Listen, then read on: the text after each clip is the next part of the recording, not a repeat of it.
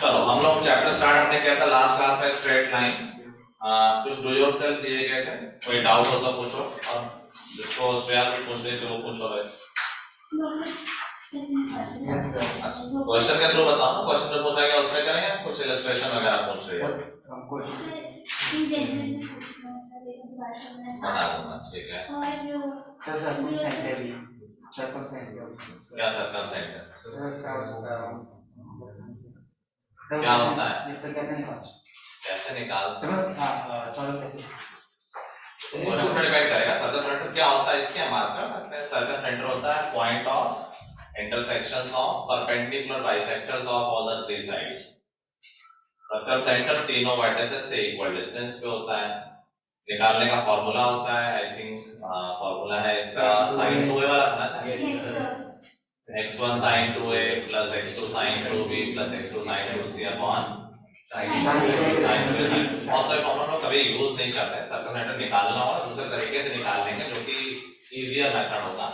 Formula ये सब बहुत यूजफुल नहीं है। मेनली फॉर्मूला सेंट्रॉइड का यूज लगता है और इन सेंटर हो सकता है, बाकी फॉर्मूला यूज नहीं होते हैं, तो उस तरीके से निकाल सकते हैं उन पॉइंट्स को।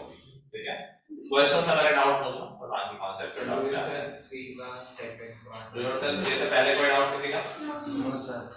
डू योरसेल्फ 3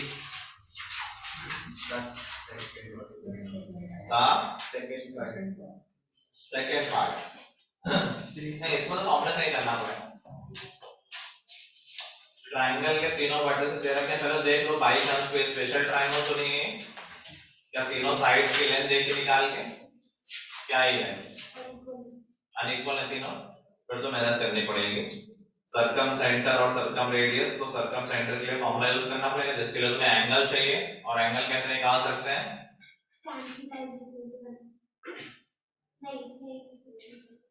निकाल सकते हैं, लंबा हो जाएगा, हमने वो भी तो पढ़ रखा है। O A is equal O square is equal to O B square नहीं इलस्ट्रेशन 4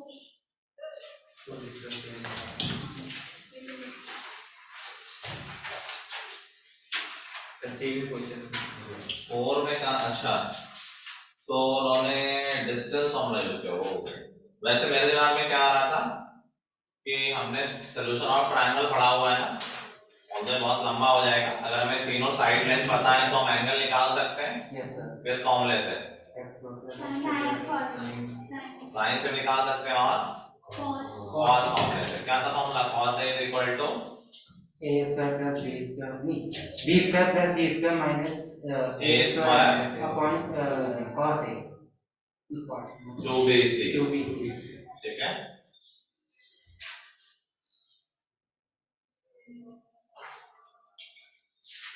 चलो अदरवाइज पीछे वाला मेथड थोड़ा छोटा है। इन्होंने क्या किया है कि सर्कम सेंटर को h, k मान लिया है। नाउ वी नो कि सर्कम सेंटर की तीनों वर्टिसेस से डिस्टेंस इक्वल होती है, तो हमने पहले दो वर्टिसेस से डिस्टेंस निकाली, जैसे AP और BP। सर्कम सेंटर को अगर P मान लिया है, AP और BP इक्वल किया, उससे h और k में एक इक्वेशन मिल गई।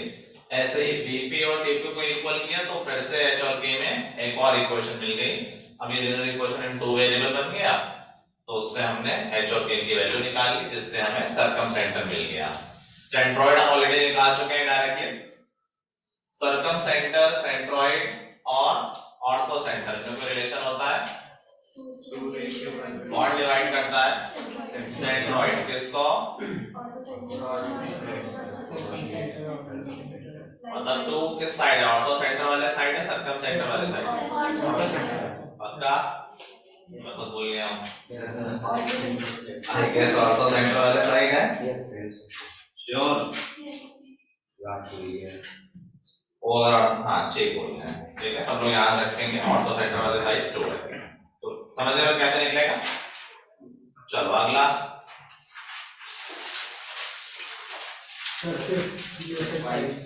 Yourself 5 find the locus of a variable point which is at a distance of 2 units from y axis। किसी का हुआ तो सबसे इजी था, बताओ जल्दी। हमने ग्राफ ले लिया है समझने के लिए। हाँ, तो हमने इसमें 2 यूनिट्स बोला है, तो हमने y एक्सिस पे 2 यूनिट्स लाइन खींच ली और एक p पॉइंट को h, k मान लिया, फिर उसके अपोजिट साइड में माइनस में y में मान लिया, फिर हमने उसको इस वाले पॉइंट पे तो जुड़ा स्टार्टिंग पॉइंट है y का, तो q 0 कमा के नीचे वाले में 0 q कमा डैश 0 कमा के फिर हमने डिस्टेंस फॉर्मूला लगा के x की वैल्यू निकाल दी। ओके तो वो नेगेटिव साइड और पॉजिटिव साइड दोनों को तो x + 2 और -2 क्लास 9th का है। क्लास 9th में लीनियर इक्वेशन एक चैप्टर था, उसमें आखिरी एक्सरसाइज थी equation of line parallel to x axis and y axis. सीधी इक्वेशन क्या होती थी कि अगर कोई लाइन या बोलते हैं इक्वेशन ऑफ लाइन जो पैरेलल टू x एक्सिस है, क्या इक्वेशन होती है उसकी? Sorry, parallel to y axis तो क्या इक्वेशन होती है? x is equal to, line में हर जगह x कांस्टेंट है ना, और अगर पैरेलल टू x होती है तो बस यही तो है, इसमें क्या ही करना है। तो उस पॉइंट के बारे में बताना है जिसकी y एक्सिस से डिस्टेंस 2 यूनिट है। y एक्सिस से डिस्टेंस 2 यूनिट, इसकी इस पॉइंट का लोकस पूछ रहा है, वो सारे पॉइंट जो y एक्सिस से 2 यूनिट के डिस्टेंस में, ये लाइन ही तो बन गई। क्या हो जाएगी इस लाइन की equation? x is equal to 2, since distance है दोनों साइड में जाएंगे तो +-2। इसमें तो कुछ प्रोसेस करना ही नहीं है, समझ गए? दूसरा पार्ट इसमें शायद करने वाला हूं, find the locus of a point which is equidistant from both the axis. ठीक है, इसमें कुछ करने का है। चलो, तो लोकस जरा समझ में नहीं आया तो फिर से सुन लें। पहले तो लोकस क्या होता है? Path of a point. Basically property को सैटिस्फाई करने वाले सारे पॉइंट्स के कलेक्शन को लोकस बोल दिया गया है। तो कह रहा उस पॉइंट का लोकस बताओ जो दोनों एक्सिस से इक्वल डिस्टेंस पे हो। तो मान लो कोई ऐसा पॉइंट है h, k। प्रोसेस क्या था कि एक पॉइंट लेना है h, k, कंडीशन सेटिस्फाई करानी है। कोई अगर वेरिएबल बीच में हमने खुद से ले लिया है तो उसको एलिमिनेट करना है, एंड देन h, k को x, y लिख देना है। तो बताओ हमने h, k लिए कंडीशन क्या है कि इस पॉइंट की दोनों एक्सिस से डिस्टेंस इक्वल है। बताओ इस पॉइंट की x एक्सिस से डिस्टेंस कितनी होगी? k, और y एक्सिस से निकल आया h is equal to k, replace कर दो x is equal to y, आ गया लोकस। लेकिन माइनस में भी तो होगा, फिर क्या माइनस में होगा? ग्राफ को माइनस में ले जाओ। अच्छा, डिस्टेंस वाइज बात कर रहे हैं तो ठीक है, फिर इस तरफ भी मान सकते हैं। अगर सिर्फ डिस्टेंस मॉड की बात कर लें, अगर हम ऐसे लिख देते कि mod h is equal to mod k, distance को पॉजिटिव मान लें तो प्लस माइनस आ जाएगा, तो x is equal to +-y। ठीक है, मतलब ये लोकस के अच्छे क्वेश्चन तो बहुत बेसिक क्वेश्चन है, अच्छे क्वेश्चन शायद अभी आगे मिलेंगे। और बताओ, अच्छे क्वेश्चन पे इलस्ट्रेशन में थे, कहां तक दिए गए थे? 7। अगला डाउट 6 का सेकंड। कह रहा find the distance of a point, कुछ अभी पढ़ाया नहीं है, थोड़ा इसको फर्स्ट का से in normal form and hence find the perpendicular distance from the origin and angle made by the perpendicular। तो ये तो होता है नॉर्मल फॉर्म में, p और ओमेगा ही तो पूछ रहा है, तो p और ओमेगा ही तो आता है। नॉर्मल फॉर्म में चेंज करना आता है, नॉर्मल फॉर्म में चेंज करना आता है। कैसे किया? √a² + b² से डिवाइड कर दिया, जो कि हो गया √13 माइनस था तो पूरे में माइनस से मल्टीप्लाई कर दिया, और ये हो गया convert, x cos omega plus y sin omega is equal to p। Question ने दो चीजें पूछी हैं कि ओरिजिन से डिस्टेंस, वो यही तो होती है p, तो वो हो गया 5/√13, एक आंसर। दूसरी एंगल पूछा कि स्टैंडर्ड नहीं है, तो cos ओमेगा है -2/√13 और sin ओमेगा है 3/√13।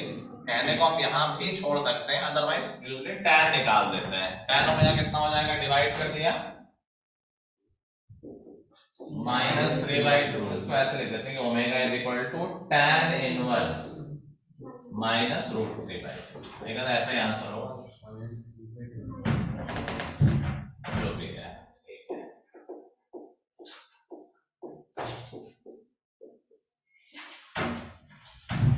ठीक है,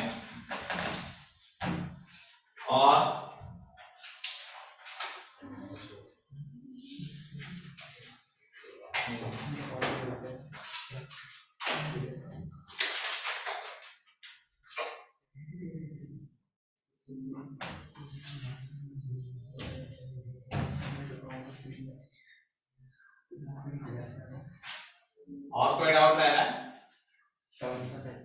सेवेंथ का second, find the line passing through this point and perpendicular to straight line. इसमें क्या दिक्कत है?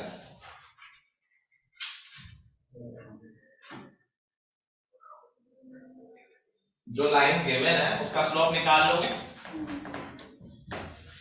4x minus 3y is equal to something है, इसका स्लोप कितना हो गया? -3, तो 4/3 हो गया। तो रिक्वायर्ड लाइन इसके परपेंडिकुलर, उसका स्लोप कितना हो जाएगा? -1 होता है ना। तो अभी रिक्वायर्ड लाइन का स्लोप पता है और एक पॉइंट पता है, पॉइंट स्लोप फॉर्म से इक्वेशन लिखते हैं, ठीक है। इनके शॉर्टकट भी समझ लो कि जब हमें गिवन लाइन है, मान लो कोई ax plus by plus c is equal to 0, एक लाइन बतानी है जो इसके पैरेलल हो गए पासिंग थ्रू सम पॉइंट, तो डायरेक्टली ये तो सेम ही होगा, तो डायरेक्टली लिख देते हैं कि ax प्लस by फिर कांस्टेंट चेंज होता है तो प्लस लैम्डा लिख देते हैं इज इक्वल टू 0। फिर जिस पॉइंट से पास हो रही है उसको सेटिस्फाई करा दिया तो लैम्डा की वैल्यू मिल गई, ठीक। अगर परपेंडिकुलर लाइन की इक्वेशन लिखनी हो तो इसके कोफिशिएंट हो जाते हैं with a minus, bx minus ay plus lambda. यही चीजें बढ़िया, थोड़ा सा जल्दी हो जाता है तो तुमने तुरंत चेंज किया, देखो स्लोप में वही रिलेशन आ गया ना, इसका माइनस a अपॉन b था, इसका b अपॉन a आ गया, m1 m2 -1 हो गया, bx minus ay plus lambda is equal to जो भी गिवन था 0 है तो 0, और फिर जिस पॉइंट से पास हो रही है उसको सेटिस्फाई करा देंगे तो लैम्डा की वैल्यू मिल जाएगी। समझ गए सब लोग? तो डायरेक्टली यही यूज किया तो बहुत जल्दी हो जाएगा। और कोई डाउट? चलो 6.2 भी करते हैं, ऐसा कोई कॉन्सेप्ट नहीं है, क्वेश्चन ही है, बट हाँ तुमने ऐसा कुछ किया नहीं इसलिए तुम्हारे लिए थोड़ा सा नया था। कह रहा है एक पॉइंट है a2,3, मान लो ये 2,3 है, इसके डिस्टेंस बतानी। वैसे डिस्टेंस वाला फॉर्मूला भी कराया था, नहीं कराया क्लास में? Distance of A point from A line नहीं कराया, कोई बात नहीं, उसका खैर यूज नहीं है। कोई लाइन है मान लो ये, ठीक, मान लो ये पॉइंट 2,3 है, तो इस पॉइंट के इस लाइन से डिस्टेंस क्या होंगे? परपेंडिकुलर हो जाएगा ना। लेकिन ये नहीं पूछा गया है, कह रहा है डिस्टेंस निकालो measured parallel to line x minus y is equal to जो भी लाइन है, मान लो ये कोई और लाइन थी, हमें जो इस पॉइंट की डिस्टेंस निकालनी है इस लाइन से, कह रहा इस लाइन के पैरेलल जाओ फिर निकालो क्या डिस्टेंस आ रही है, मतलब परपेंडिकुलर मत डालो, कुछ नया बता दिया तो कोई बात नहीं। तो ये बात समझ में आ रही है कौन सी डिस्टेंस पूछ ली है हमसे? इस लाइन के पैरेलल जाओ तो ये डिस्टेंस पूछ ली है, समझ गए? वैसे शॉर्टेस्ट डिस्टेंस ये है, लेकिन अभी थोड़ा सा वैरायटी थी क्वेश्चन में तो हमसे ये डिस्टेंस पूछ लिए है। तो बताओ क्या कर सकते हैं, सोचो।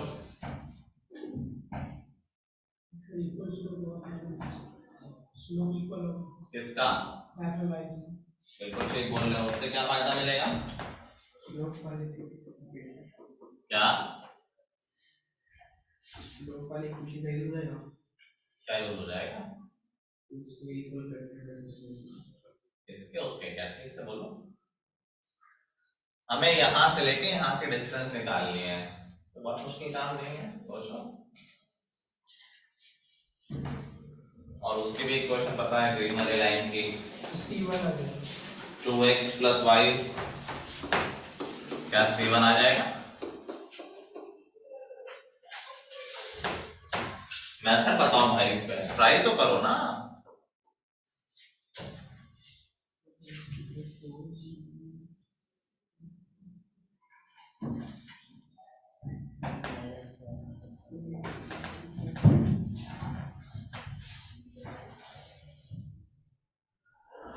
लिखने की जरूरत नहीं है, ऐसे ही बताओ सोच के। काम मैं करूंगा, तुम बस मेथड बताओ कि ये कर लेंगे, ये हो जाएगा, वो हो जाएगा, ऐसा कुछ।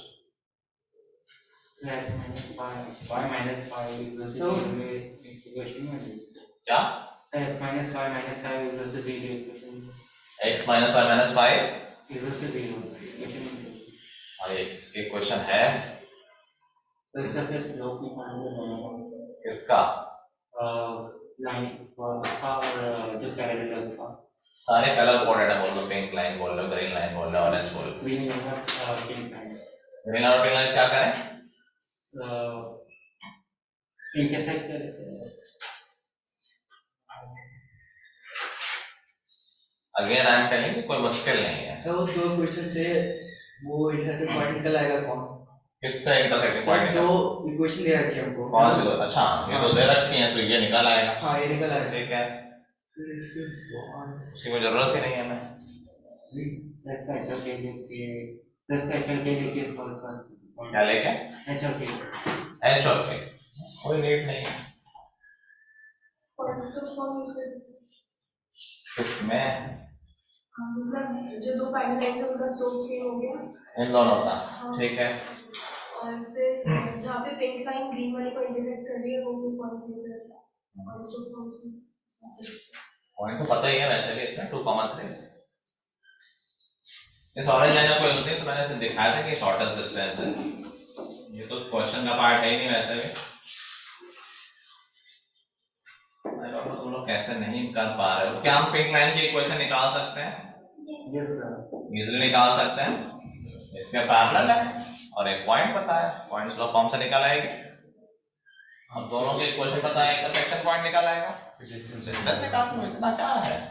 तो इस लाइन की इक्वेशन क्या हो जाएगी? इसके पैरेलल तो हमने अभी सीखा x - y प्लस लैम्डा = 0। तो कॉमन से पास हो रही है, पास करा दो तो लैम्डा की वैल्यू 1 आ जाएगी। तो इस लाइन की इक्वेशन क्या मिल गई अपने को? x - y प्लस 1 = 0 या =-1। इन दोनों का पॉइंट ऑफ इंटरसेक्शन निकालना है। तो ये हो जाएगा, डायरेक्टली सोचो दोनों को ऐड कर दूंगा, y y cancel, 3x = -7, x = -7/3, y =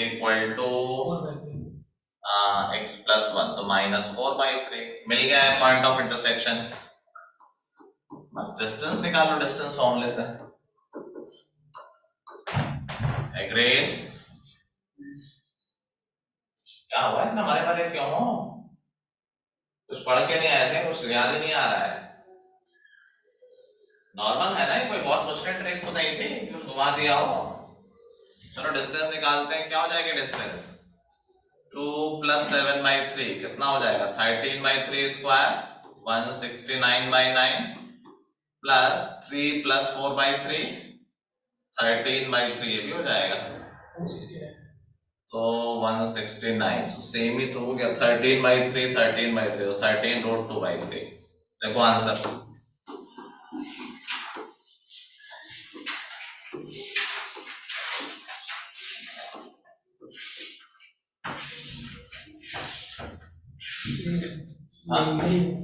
ठीक है, आगे बात समझ में? वो तो मिनिमम डिस्टेंस होता है ना, वो परपेंडिकुलर देगा उसमें, वो थोड़ी ना पूछा गया है क्वेश्चन में, वेरिएशन था। तुम्हारा पेपर कैसा हुआ स्कूल का? Live paper? चलो और किसी को कुछ पूछना है? पूछना है कुछ? कॉन्सेप्चुअल चैप्टर है, सोच के ही होगा। कहां तक कर लिया था हमने? कुछ कर लिया था आई थिंक 13 14 तक किया था, 15 नहीं किया था ना। तो 15 देखो सेक्शन कह रहा है straight line making a given angle with line. देखो अगर हम कहते हैं कि दो लाइंस के बीच का एंगल तो हमें निकालना आ गया था, डायरेक्ट फॉर्मूला था, फॉर्मूला हमने डायरेक्टली यूज कर लिया था, tan θ = m1 - m2 / 1 + m1 m2। Positive वाले में एक्यूट मिल जाएगा, नेगेटिव में ऑब्ट्यूज। मॉड लगा देते हैं तो हमें हमेशा एक्यूट मिल जाता है। अभी इसी का दूसरे तरीके से क्वेश्चन पूछ लिया। दूसरे तरीके से क्या कि एक लाइन गिवन है और कह देगा मान लो इससे 30 डिग्री बनाती हुई दूसरी लाइन की इक्वेशन बताओ। एक लाइन है जो गिवन लाइन से 30 डिग्री बनाते हुए जा रही है, तो देखो इससे 30 डिग्री बनाते हुए कौन सी लाइन हो सकती है? ये हो सकती है, 30 बनाते हुए जा रही है, और एक इस तरफ से भी हो सकती है, 30 बनाते हुए जा रही है। तो हमेशा इस तरह के क्वेश्चन के दो आंसर होंगे। तो जो हमें गिवन लाइन पता है तो उसका स्लोप पता है, मान लो ये m1 है, दोनों के बीच का एंगल पता है 30, तो अगर हम लगाते हैं tan 30 is equal to m1 minus m2 over 1 plus m1 m2, mod है तो दो आंसर आएंगे हमेशा, एक बार प्लस एक बार, तो m1 ऑलरेडी पता है, क्या उससे m2 की दो वैल्यू मिल जाएंगी, बस एक बार अगर हमें m2 मिल गया और शायद पॉइंट गिवन होगा तो हम लाइन की इक्वेशन लिख देंगे, रिक्वायर्ड लाइन का स्लोप यहां से मिल गया, कुछ और इंफॉर्मेशन गिवन होगी उससे इक्वेशन ऑफ लाइन लिख दी जाएगी। समझ गए बात? समझ गए प्रोसेस? बट डायरेक्ट फॉर्मूला भी लिख दिया है शॉर्टकट के लिए, ये प्रोसेस है, जिसको फॉर्मूला नहीं रखना वो प्रोसेस से कर लेगा, अदरवाइज फॉर्मूला रख लो, साथ सीधे सीधा आंसर आ जाएगा। Equation of line passing through a point and making an angle alpha with the given line, क्या हो जाएगा, y minus y1 is equal to m plus minus tan alpha, नीचे 1 उल्टा है minus plus m tan alpha x minus x1, याद हो जाए, अच्छी बात है, नहीं हो तो प्रोसेस से कर लेना, कोई जबरदस्ती नहीं, ठीक है। चलो अगला section 16, length of perpendicular from a point on a line, ये हमारे सीबीएसई में भी है। अगेन डेरिवेशन बहुत लंबा है, डेरिवेशन पे नहीं जाते हैं, कभी कोई ये नहीं सोच रहा कि डेरिवेशन हम करा नहीं सकते, लेकिन जिसका यूज नहीं वो मैं नहीं कराता हूँ। डेरिवेशन में इसमें दो तरह के एरिया निकालना होता है, एरिया ऑफ ट्रायंगल निकालो एक बार बेस इनटू हाइट से, एक बार कोऑर्डिनेट ज्योमेट्री वाले फॉर्मूले से, और फिर दोनों को इक्वेट करो, बड़ा लंबा आता है, उससे ये निकल के आ जाता है डिस्टेंस क्या है इस पॉइंट की इस लाइन से, जो हम डायरेक्टली इवेंचुअली फॉर्मूला यूज करेंगे। तो एक पॉइंट गिवन है x1 y1, एक लाइन गिवन है ax plus by plus c is equal to 0, और हमें निकालना है distance of this point from the line, तो डायरेक्टली क्या आ जाएगा, बहुत सिंपल सा फॉर्मूला है, d is equal to ax1 plus by1 plus c upon under root a square plus b square, तो इवेंचुअली मॉड भी लगा लेंगे ताकि डिस्टेंस है हमेशा पॉजिटिव लेंगे। तो क्या किया हमने, कुछ नहीं किया, इक्वेशन में x की जगह x1 पुट कर दिया, y की जगह y, दैट्स ऑल, और डिवाइड कर दिया under root a square plus b square से, ठीक है। यहीं से एक और फॉर्मूला भी बन जाता है, पूछ रहा है distance of a line from the origin, c upon under root a, उसमें ओरिजिन है तो x1 y1 फिक्स हो गया, 0 0 0 0 डाल दो तो फॉर्मूला क्या बन गया, c upon under root a square plus b square, ठीक है। उसको नया फॉर्मूला मानो ना मानो कोई स्पेशल केस है वो, distance of a point from a line important formula है, दोनों ही सेंस में, सीबीएसई के भी और कंप्यूटर तो नहीं है, ठीक है। अगला आता है section distance between two parallel lines. अगर दो पैरेलल लाइन है उनके बीच की डिस्टेंस निकालनी है तो हम इसे फॉर्मूले से निकालेंगे, कैसे निकालेंगे, अगर हम दोनों लाइन के डिस्टेंस ओरिजिन से निकाल लें, मान लो इस लाइन की डिस्टेंस ओरिजिन से है 10 और इसकी है मान लो 7, तो दोनों लाइन के बीच की डिस्टेंस क्या होगी 3। तो सोचो अगर एक लाइन है, अगर पैरेलल लाइन है ax plus by plus c1 is equal to 0, दूसरी line ax plus by plus, तो पहली लाइन की डिस्टेंस क्या होगी ओरिजिन से c1 upon root a square plus, और दूसरी की c2 अपॉन रूट, दोनों के बीच की डिस्टेंस क्या हो गई, दोनों को सब्ट्रैक्ट कर दो, c1 माइनस c2। इसमें बात करना नहीं, पहले मॉड नहीं लगाना है, क्यों नहीं लगाना उसकी बात जब भी करते हैं, मॉड लास्ट में लगाना है, क्योंकि क्या होता है कि लोकेशन ऑफ लाइन पे ऊपर है नीचे है, हमारा जो आंसर आता है बिना मॉड वाला, कभी पॉजिटिव कभी नेगेटिव, जैसे ये लाइनें दोनों ओरिजिन के सेम साइड पे हैं तो इसका आंसर हमेशा सेम आएगा, सेम साइन का आएगा, अगर इसका प्लस 10 आया है तो इसका प्लस 7, लेकिन अगर ये लाइन मान लो इस तरफ होती तो अगर ये आया है प्लस 10 तो ये कितना आता माइनस 7।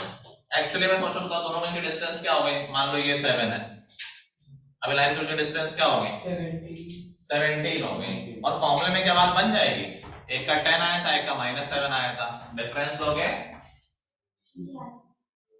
17 ही आ जाएगा, तो ये फॉर्मूला सब कुछ कवर कर ले रहा है, कौन छोड़ कर रहा है,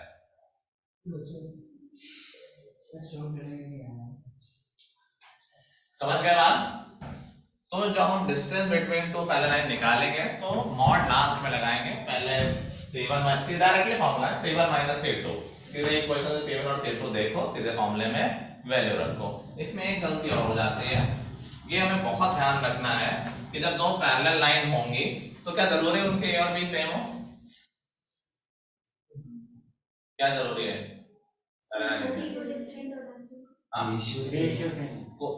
प्रपोर्शन में होते हैं, सेम होना जरूरी नहीं है। तो हमें ये फॉर्मूला लगाने से पहले इन दोनों रेशियो को सेम कर लेना है। सेम किया जा सकता है, कुछ मल्टीप्लाई करके, कुछ डिवाइड करके। तो before using the formula we need to make sure कि C1 C2 जब यूज करें तो A और B दोनों इक्वेशन में सेम हो सकता है क्वेश्चन में सेम गिवन हो सकता है ना भी गिवन हो, तो पहले सेम बना लें, जल्दबाजी में गलती नहीं करें। क्लियर? Yes sir. चलो next is position of 2 points with respect to given line. जैसे जस्ट अभी मैंने बात की है इसी एग्जांपल में, let a given line is ax plus by plus c is equal to 0, p and q जिनके कोऑर्डिनेट्स हैं x1 y1 और x2 y2 भी 2 पॉइंट्स। तो हम क्या करेंगे, दोनों पॉइंट्स की वैल्यू डालेंगे लाइन के एक्सप्रेशन में। अगर दोनों में सेम साइन आ गया, दोनों पॉजिटिव है दोनों नेगेटिव, इसका मतलब क्या है कि दोनों पॉइंट लाइन के सेम साइड, ऊपर नीचे आगे पीछे कोई नहीं बोल रहा है। अगर सेम साइन आ गया तो वो सेम साइड में है, अगर ऑपोजिट साइन आया तो ऑपोजिट साइड में। That's it. तो द एक्सप्रेशन क्या दे हो, क्या है ax1 + by1 + c। क्या किया है, x में x1 डाल दिया है और y में y। और ऐसे ही ax2 + by2 + c, अगर सेम साइन है तो सेम साइन, ऑपोजिट साइन है तो ऑपोजिट साइन। ठीक है, अगला सेक्शन देखो, कॉन्करेंसी ऑफ लाइंस। कॉन्करेंसी जानते हो, 3 और मोर लाइंस अगर वो सेम पॉइंट से पास करती हैं तो हम उनको बोलते हैं कॉन्करेंट लाइन। तो यहाँ पर कॉन्करेंसी ऑफ लाइंस की बात करेंगे, 3 लाइन कॉन्करेंट है या नहीं कैसे पता करेंगे, तो डिटरमिनेंट निकाल लो, a1 b1 c1 a2 b2 c2 और a3 b3 c3। अगर ये 0 आ गया तो ये कॉन्करेंट लाइन है, नहीं आया तो नहीं है। एक सिंपल तरीका भी है कि 2 लाइन का पॉइंट ऑफ इंटरसेक्शन निकाल लो और तीसरे में वैल्यू पुट करो। अगर सैटिस्फाई कर रहा है तो पॉइंट तीनों में कॉमन है, नहीं कर रहा है तो नहीं है। तो वो थोड़ा क्या बोले उसको, ऑर्गेनिक मेथड हो गया, एकदम बेसिक मेथड हो गया। डिटरमिनेंट इसको ले लिया आप और डिटरमिनेंट निकाल लिया। वैसे आई डोंट थिंक डिटरमिनेंट बहुत कम टाइम तो नहीं लगता है, तो जिसको ज्यादा कंफर्टेबल लगेगा, स्टिल डिटरमिनेंट में उससे तो कम ही लगना चाहिए। बाकी इक्वेशन पर डिपेंड करता है कि बहुत सिंपल सी इक्वेशन जल्दी सॉल्व हो जाएंगी। क्लियर?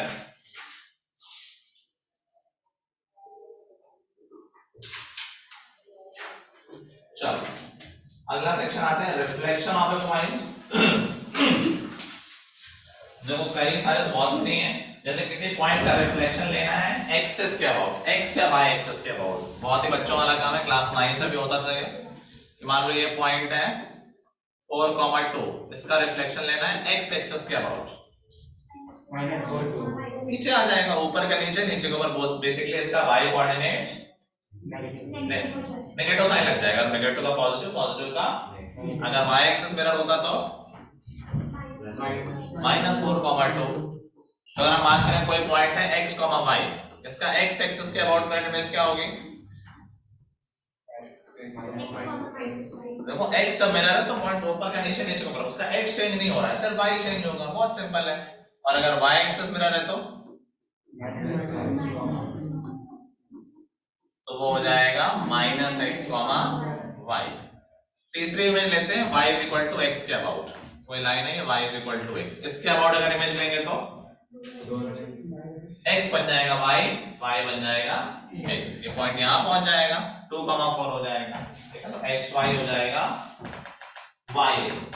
ऑरिजिन के अबाउट लेंगे तो अगर ऑरिजिन को मिरर मान लें, दोनों चीजें नेगेटिव हो जाएंगी, -4 - xy बन जाएगा -x -y। आखिरी पॉइंट ये हमें करना है कि किसी पॉइंट की किसी लाइन के अबाउट इमेज कैसे निकालते हैं। फिर से 2 तरीके, एक तो रेगुलर मेथड है, दूसरा रटा रटाया फॉर्मूला है। मेथड में थोड़ा सा टाइम लगेगा, फॉर्मूले में रटना पड़ेगा। जिसको जो अच्छा लगे मेथड जरूर सीख लेंगे, क्योंकि फॉर्मूला बोल सकते हो, ये इम्पोर्टेंट है बहुत, ऐसा नहीं है कि फॉर्मूले के बिना चलता नहीं है। फॉर्मूला वो लोग याद करते हैं जो एकदम तैयारी रखते हैं अपनी पूरी, जल्दी जल्दी आगे बढ़ेंगे और टाइम बचाएंगे, अदरवाइज मोस्टली लोग इसको मेथड से ही करते हैं। तो मान लो कोई पॉइंट है x1, y1, इसकी इमेज निकालनी है about the line ax plus by plus c is equal to 0, या फिर कई बार पूछ लेता है फुट ऑफ परपेंडिकुलर, दोनों एक ही चीज है, मतलब एक सेम आंसर नहीं, मतलब एक ही मेथड से निकलेंगे। फुट ऑफ परपेंडिकुलर समझ गए Yes, sir. कि लाइन पे परपेंडिकुलर ड्रॉप करेंगे तो किस पॉइंट पे आएगा, ये हो गया फुट ऑफ परपेंडिकुलर, और इमेज ये हो गई a, b। मैं क्या ले रहा हूँ सिर्फ बता रहा हूँ। तो इमेज कैसे निकालते हैं, हमेशा क्या करना कि इस पॉइंट को ले लेना, ये पॉइंट निकालना, ये पॉइंट निकालना आसान होता है। अगर फुट ऑफ परपेंडिकुलर पूछा सीधे ये आंसर निकल आएगा, और इमेज पूछे तो पहले ये निकल आएगा, और ये इन दोनों पॉइंट का क्या होगा, ये इन दोनों पॉइंट का क्या होगा, मिड पॉइंट। तो ये पता ये निकाल लोगे मिड पॉइंट फॉर्मूला से, ठीक।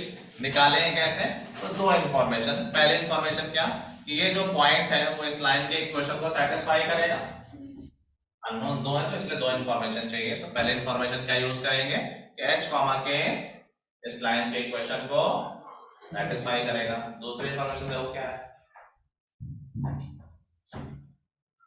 नहीं जनरल बोला है तुम्हें, ये पूछ रहे हो, तुमसे पूछ रहा हूँ, क्या बोल रहे हो, नहीं तो ये भी तो अननोन है, ये मान लो भी नहीं लिखा तो लास्ट में लिख लेंगे। दूसरी इंफॉर्मेशन क्या यूज कर सकते हैं यहाँ पे, वेरी नाइस, स्लोप। इसका स्लोप पता ही है, इसका स्लोप निकाल लेंगे, और दोनों का स्लोप का रिलेशन क्या है, m1 m2 -1। तो दो इंफॉर्मेशन मिलेंगी, दो इक्वेशन आएंगे, दोनों वैल्यू सॉल्व करेंगे तो h, k आ जाएगा, ठीक है। h, k आ जाएगा तो हमें फुट ऑफ परपेंडिकुलर मिल गया, लेंथ ऑफ परपेंडिकुलर मिल जाएगी, वैसे तो डायरेक्ट आ जाती है। और तीसरा अगर ये चाहिए तो मिड पॉइंट फॉर्मूला यूज करके रिफ्लेक्शन ऑफ द पॉइंट भी मिल जाएगा, ठीक है।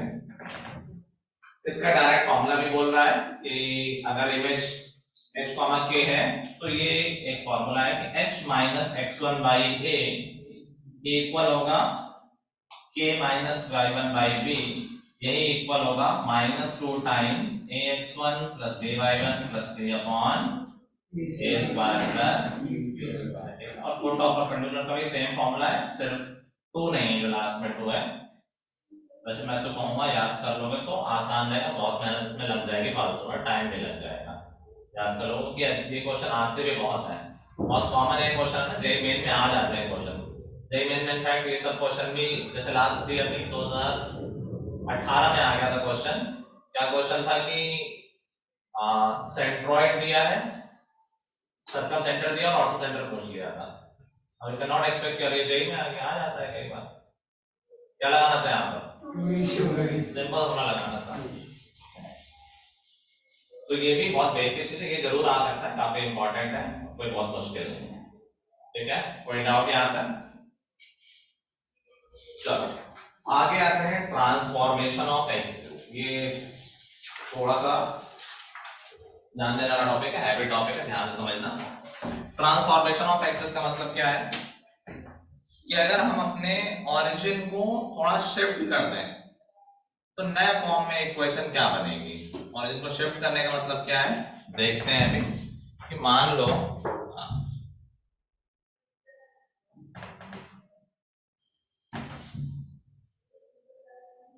ये हमारा कोऑर्डिनेट एक्सिस है,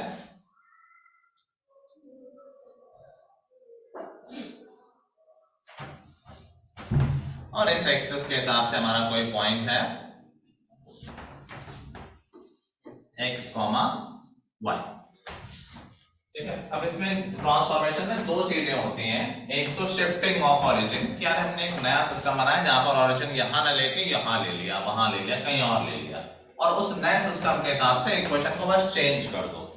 और दूसरी चीज होती है रोटेशन ऑफ एक्सिस, कि हमने इस पूरे को रोटेट कर दिया है, वो हमारा नया सिस्टम है, नए एक्स वाई है, उसके हिसाब से इक्वेशन बनाओ।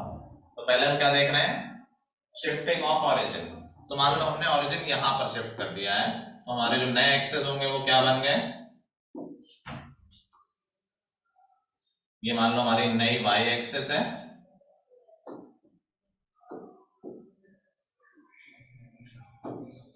और ये हमारी नई एक्स एक्सिस है, ठीक है। इस ऑरिजिन के लिए ऑब्वियसली इस ये x, y तो नहीं होगा, मतलब अगर ये मान लो 7,8 था इसके लिए, तो क्या इसके लिए 7,8 रहेगा?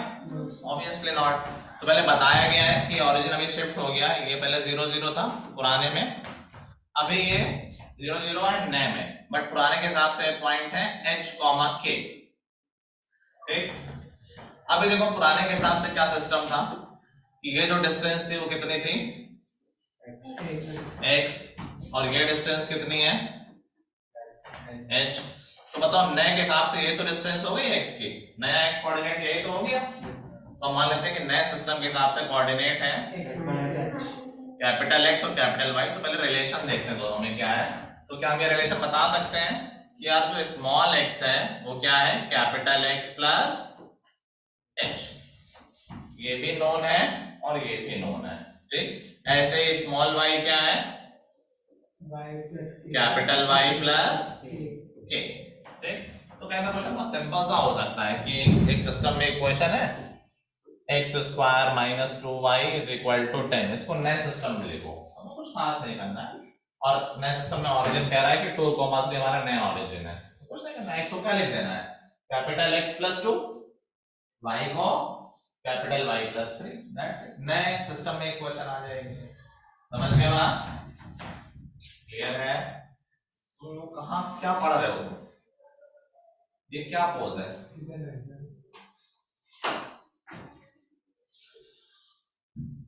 तो ये रिलेशन याद रखना है और उल्टा भी याद रखना है, कई बार उल्टा भी होता है। तो कैपिटल X क्या हो जाएगा? स्मॉल x माइनस h, और capital Y small y minus k। कोई ऐसा बहुत रटने की बात नहीं, तो बना के भी वहीं का वहीं तुरंत देख सकते हो, ठीक है। जो डायग्राम बना हुआ है इसमें स्मॉल x स्मॉल y लिखा और नए सिस्टम में x डैश और y डैश लिख दिया है, और जहां मैंने h के लिए वहां ऑरिजिन को अल्फा बीटा ले लिया है। तो फाइनली रिलेशन देखो क्या कह रहा है कि x is equal to x dash plus alpha और y is equal to y dash plus beta, ठीक है। अगला part rotation of axis without shifting the origin. देखो मामला तब फंसेगा जब ऑरिजिन को शिफ्ट कर दिया जाए और रोटेट करो, काफी टेढ़ा हो जाएगा। बट अभी चलो सिर्फ उस पर देख रहे हैं कि अब शिफ्ट नहीं किया है, सिर्फ रोटेट कर दिया है। तो हमारी नई एक्सिस क्या हो गई होगी? मान लो थीटा एंगल से रोटेट कर दिया है,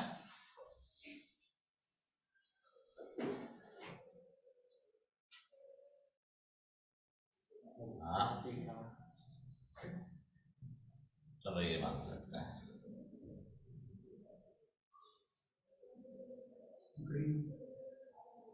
ठीक है।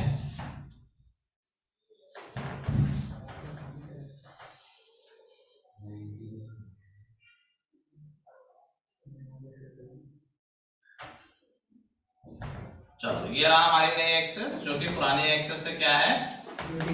रोटेटेड है। कितना रोटेशन कर रखा है? थीटा डिग्री के लिए। अब थोड़ा एक्स वाई को थोड़ा दूर लिखते हैं, नहीं तो समझ में नहीं आएगा। मान लो पुरानी एक्सिस में ये कोई पॉइंट है, ये हटा दें क्या? शिफ्टिंग वाले, अरे यार मुश्किल है हटाना।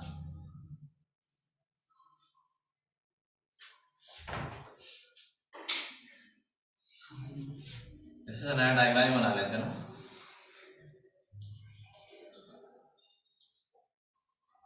तो नया डायग्राम, हाँ।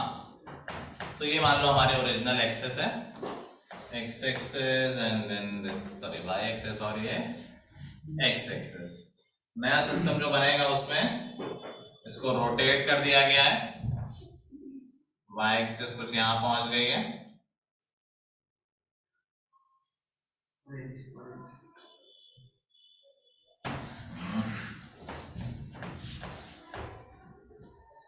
हाँ था कलर का ऑप्शन,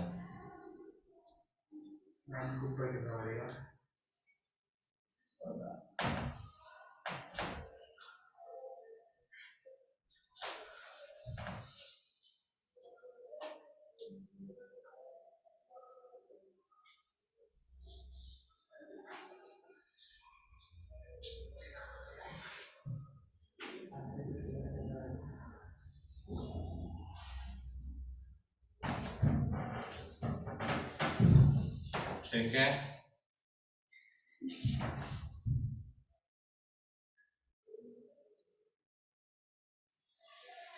चलो ये हो गया रोटेशन। तो कोई पॉइंट था, मान लो हमारा पुराने एक्सिस में ये था, which is X comma Y. नए एक्सिस के लिए पॉइंट ऑफ कॉर्स मान लेते हैं कैपिटल एक्स और कैपिटल वाई है। ये एंगल है कि थीटा से रोटेट किया गया है, देखो थोड़ा सा यहाँ पर मेहनत ज्यादा होगी।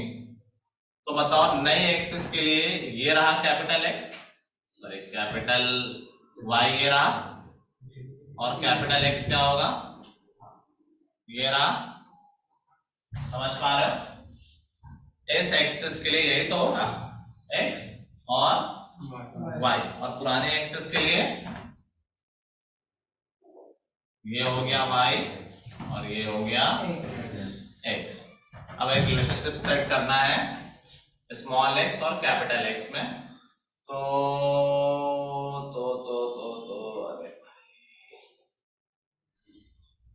अरे दिमाग सर वो कंपोनेंट पहले समझ लो स्मॉल एक्स कहाँ है, ये है ना, ये लेना है, ये लेना है, दैट मींस ये है ना स्मॉल एक्स, ठीक है। और इसको लेना है कैपिटल एक्स के टर्म में। कैपिटल एक्स कहाँ हो जाएगा जाके, तो इसको कंपोनेंट वाइज ब्रेक करना पड़ेगा। स्मॉल एक्स को किया है, कैपिटल को किया है, स्मॉल एक्स को वैसा ही रखा है, ओके।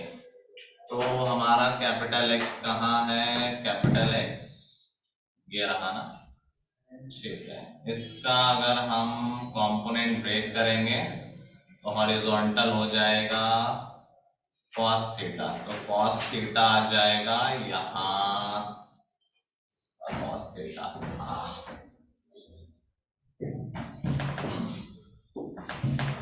ये रहा इसका cos थीटा। क्या ये कैपिटल एक्स cos थीटा दिख रहा है? समझ पा रहे हो?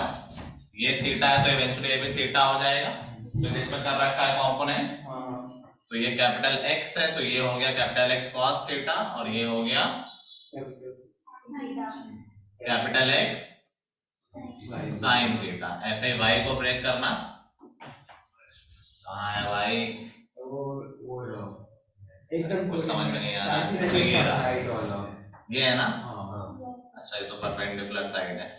तो हमें ये लाना है और इसके टर्म में, तो ये हो गया small X is equal to capital X cos theta, और इतना पार्ट सब्ट्रैक्ट करना है, ये सब्ट्रैक्ट जो करना होगा, ये है स्मॉल एक्स, ये है कैपिटल एक्स cos थीटा को सब्ट्रैक्ट करना है।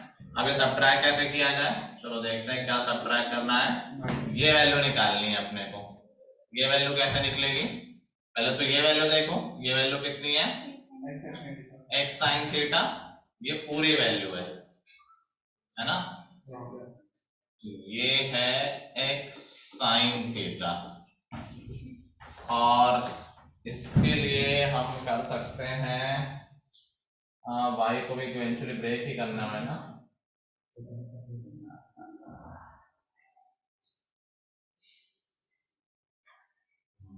ये अच्छा ठीक है, ये वाई है तो ये भी वाई हो जाएगा, इधर देखो ये वाई है तो ये भी वाई, और अगर ये एंगल थीटा था तो ये एंगल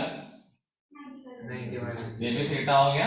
इसको ब्रेक कर ले तो ये कितना हो गया, component theta side Y capital Y है, तो पागल कर देंगे, कैपिटल वाई cos थीटा और ये कैपिटल वाई साइन थीटा।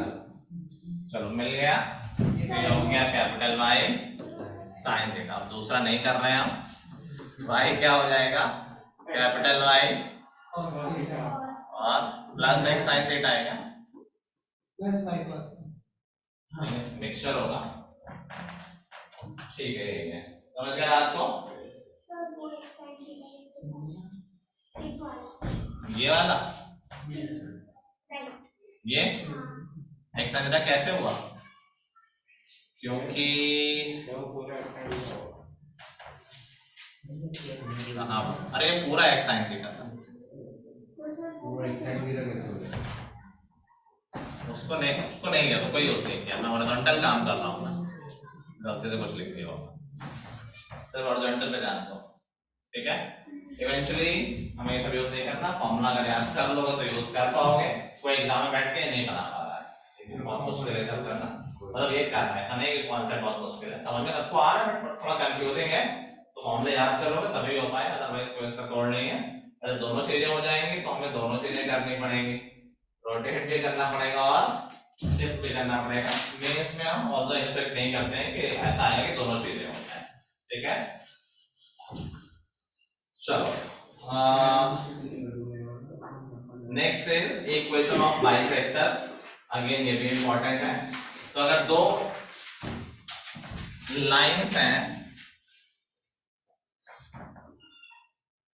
उनके बीच में दो एंगल बनते हैं, ये एंगल और ये एंगल, यहाँ बात हो रही है इन बाइसेक्टर्स की, इस एंगल का बाइसेक्टर ये हो गया और इस एंगल का बाइसेक्टर ये हो गया, तो इन बाइसेक्टर्स की इक्वेशन क्या निकलती है, इक्वेशन ऑफ बाइसेक्टर्स है, इक्वेशन बहुत ही आसान है, a1x plus b1y plus c1, a1 b1 समझ रहे हो ना, दो लाइन है, दो इक्वेशन होंगी ना, a1x plus b1y plus c1 और दूसरा a2x plus b2y plus c2, तो इक्वेशन है a1x plus b1y plus c1 is equal to root a1 square plus b1 square is equal to plus minus, दो क्यों दे रखे हैं क्योंकि यहाँ पर दो बाइसेक्टर है, तो एक बार प्लस दोगे तो एक का आंसर आएगा और माइनस दोगे तो दूसरे का आंसर आएगा, कब क्या आएगा इसके लिए भी कंडीशंस हमें देखनी है, बट इन जनरल किसी को समझना है कैसे आएगी इक्वेशन, ऐसे तो बहुत सिंपल है, ओरली में क्या है फॉर्मूला देख के डिस्टेंस फॉर्मूले की याद आ रही है, डिस्टेंस और पॉइंट फॉर्मूला है, तो यही तो है, जो एंगल बाइसेक्टर होता है उसके डिस्टेंस दोनों लाइन से इक्वल होती है, तो अगर ये पॉइंट h कॉमा के ले लें, इसकी डिस्टेंस इस लाइन से क्या होगी, x y डायरेक्टली ले, लोकस वाला है, a1x plus b1y यही तो होगी, plus c1 upon root a1 square plus b1 square, और इसकी डिस्टेंस क्या होगी, x1 plus by plus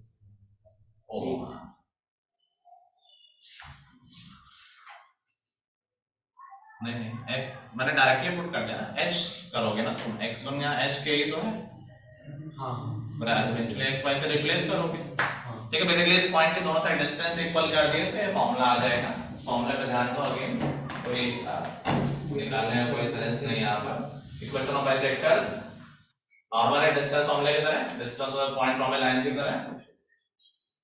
अब देखो आगे हम कंडीशंस देखते हैं कि equation of bisector of angle containing origin, अभी हमें ये देखना है कि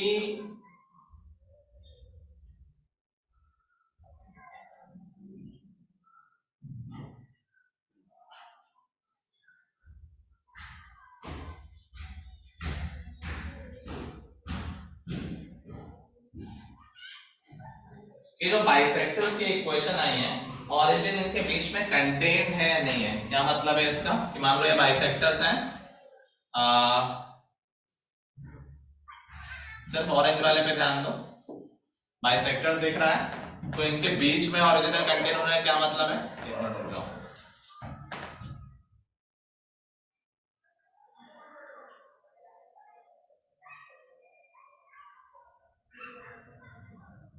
बाइसेक्टर्स ऑरेंज वाले ही है ना, यस पिंक वाला तो लाइंस थे ना, बाइसेक्टर ऑरेंज है, बाइसेक्टर साइन भी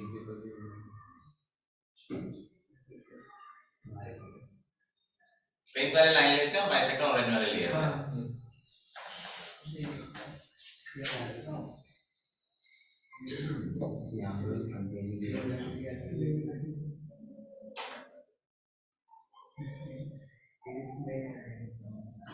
बहुत मिक्सअप हो रहा है, अगली क्लास में करेंगे यहाँ से,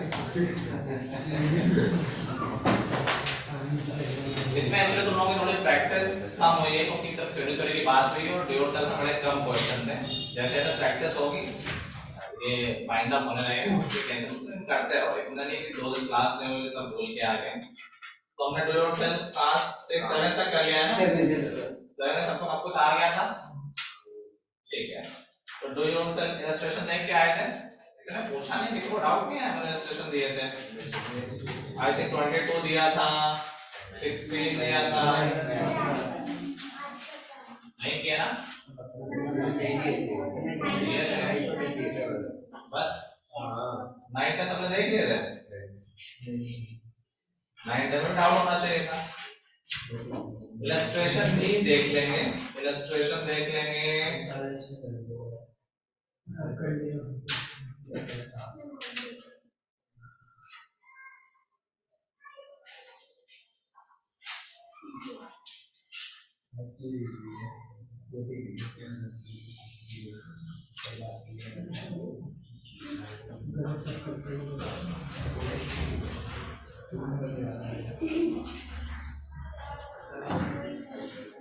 इलस्ट्रेशन 22 देख लेंगे,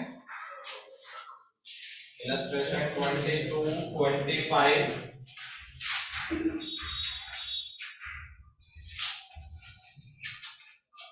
डू योरसेल्फ 8 तो करना ही है, 9 भी करना है। इलस्ट्रेशन 27, डू योरसेल्फ 10 करना है, ठीक है, यहीं तक करना है। तो डू योरसेल्फ 8, 9, 10 हो गए, और 2-3 इलस्ट्रेशन मैंने बोले वो देख लेंगे। अगली क्लास में थ्योरी खत्म हो जाएगी, कुछ क्वेश्चन दे दिए जाए क्या, काफी क्वेश्चन एक्सरसाइज में एक्चुअली, कुछ क्वेश्चन दे दिए जाए क्या, ये काफी है? 3 क्वेश्चन इसमें है, 4, 7, 10 क्वेश्चन हुए हैं वैसे। दे क्वेश्चन ना दें, 4-5 ठीक है। चलो तो एक्सरसाइज 1 से नोट करो, 1, 2, 3, 4, 5, 6, 7, चलो 7 तक ही सारे अपने आए थे, ये बहुत बेसिक है, कोई लेवल नहीं है। क्वेश्चन नंबर 7 तक कर लेंगे, डोयोटन जो बोला था वो कर लेंगे, और 7 तक क्वेश्चन कर लेंगे एक्सरसाइज 1 से, ठीक है। माई और